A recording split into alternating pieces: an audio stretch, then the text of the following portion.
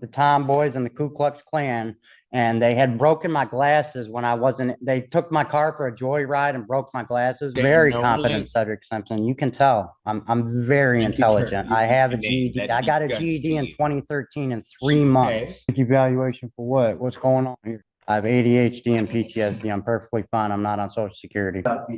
All people fucked up. Okay. At least I wasn't called the Illuminati. Right, today's hearing is a good example of what happens when a defendant spends more time questioning the legitimacy of the process than addressing the actual charge in front of him. We're in Judge Simpson's courtroom with a sovereign citizen defendant facing a felony accusation related to allegedly leaving the scene of an accident, and very early on it becomes clear that this discussion is going somewhere unusual. One thing people often overlook is that courts generally don't require a judge to seriously entertain every theory that's presented. They only have to address arguments that are legally relevant and supported by evidence. That's important here because the defendant seems convinced that proving a conspiracy theory exists is just as important as defending against the charge itself. Judge Simpson, on the other hand, appears focused on keeping the hearing tied to facts that can actually affect the outcome. Subscribe to the channel if you haven't already, and let me know in the comments, what's the fastest you've ever realized a defendant was fighting the wrong battle? Let's go ahead and dive in.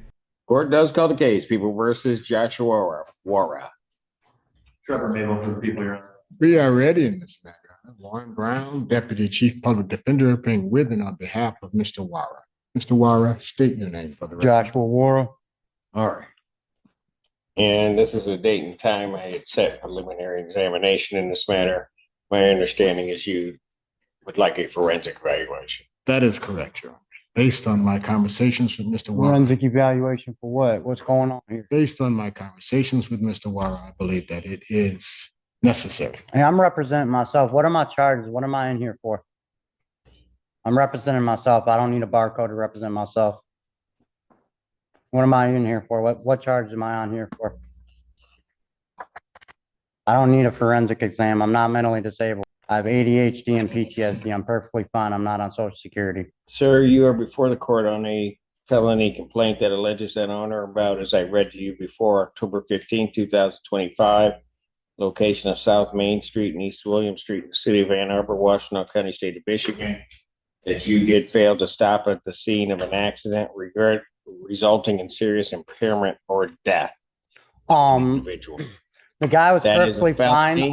That is a felony, punishable by up to 5 years incarceration and a $5,000 fine plus court costs. You do understand that, sir? I understand that. Thank you, Mr. Count 2 on that complaint alleges that on that same date and at that same location that you did commit a moving violation causing serious impairment of a bodily function.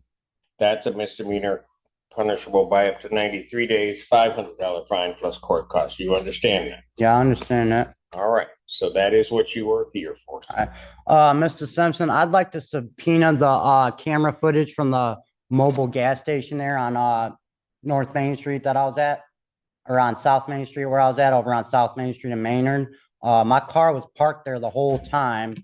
I accidentally hit the guy. They hacked the light using an AI. Sir, Mr. Warren, I'm going to suggest to you this.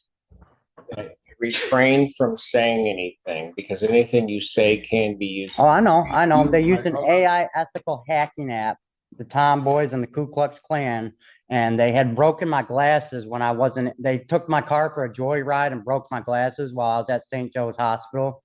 The Klan did? Huh? Yeah, the Ku Klux Klan. You can subpoena video records, and I subpoena the security guards from St. Joe's Hospital, Trinity Hospital. That's one of the reasons, sir. That's one of the reasons why you have an attorney. Did you let them know that? No, I don't have an attorney. I told them I don't want anybody to represent. I said I'm representing myself. Yes. Is that what you want to do? Yes, I would like to do that. Sure. And I would like to subpoena the camera footage from the mobile gas station. Now knowing what the charges are, sir, that if you elect to represent yourself, you'll be held to the same standards as an attorney would regarding the rules of evidence and procedure in the courtroom. Yes, Your Honor, I understand and would that. not be shown any favoritism. Yes, and I would like to subpoena my discovery packet, please. If at some point in time you wish then to be represented by counsel, you need to make that request to the court. Okay, I've tried calling the public defender's office and I've tried to tell them I want to represent myself. I've tried to subpoena my discovery packet and they won't bring it to me. I need to subpoena my discovery packet for all cases available, please. And I would like, yep, and I would like to also subpoena everybody's address in the MDOC that's involved in the Neuralink case through Secretary of State, phone numbers, text messages, and visual voicemail records. And I would like to subpoena the phone recordings, Securus GTL recordings from when I was in the MDOC at ARF level 4.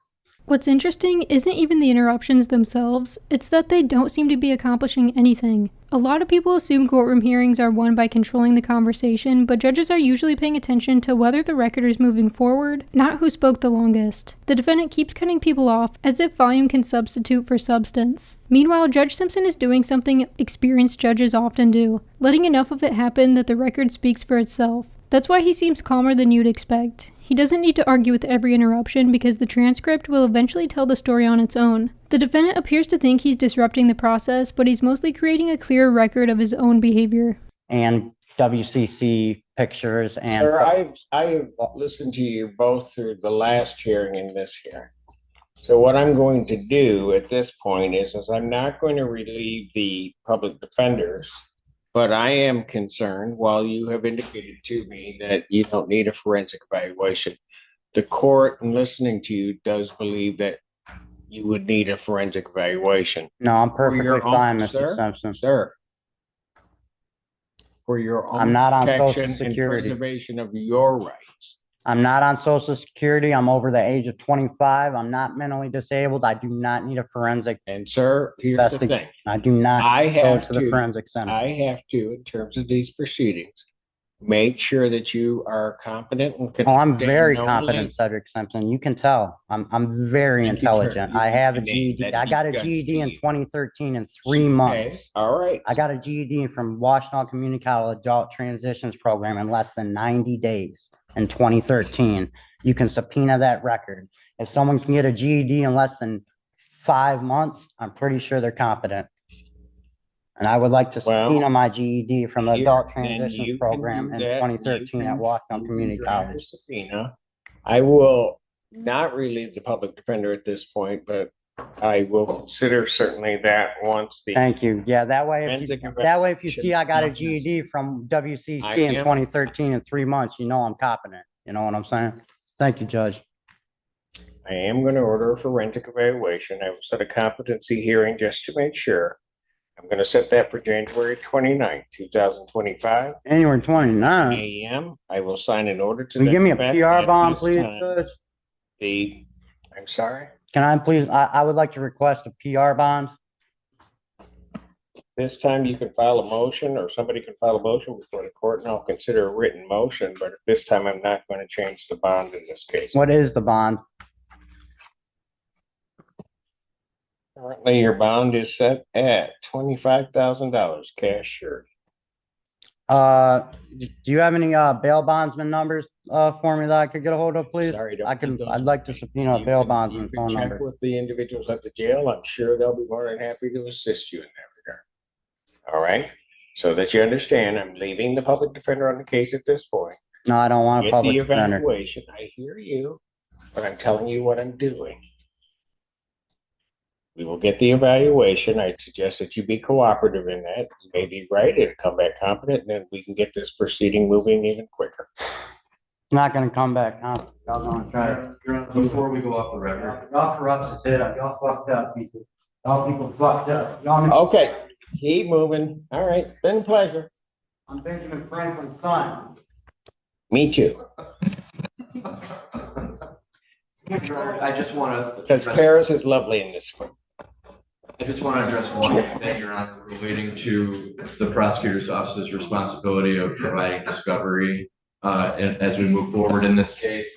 The defendant, in attempting to represent himself at the PCC on Thursday last week, stated that he didn't need an attorney, he didn't want an attorney, and that he didn't need the discovery either, that he knew what was going on, and that he wasn't worried about having all the video prior to today's hearing, and we were prepared to proceed today. At the same time, under normal circumstances, we would be in the process of getting all of that video discovery to defense counsel that he referenced wanting today. mentioned wanting the video at the intersection.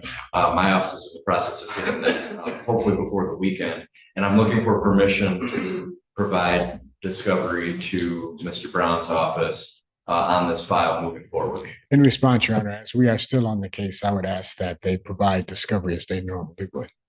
And then if in January, depending on what happens, then certainly that information can be tendered, either if he's going to represent himself, which he may be entitled to do, then the public defender can turn it over to the prosecutors we have in other cases can supply it directly to him. Understood. Thank All you. right. Thank you.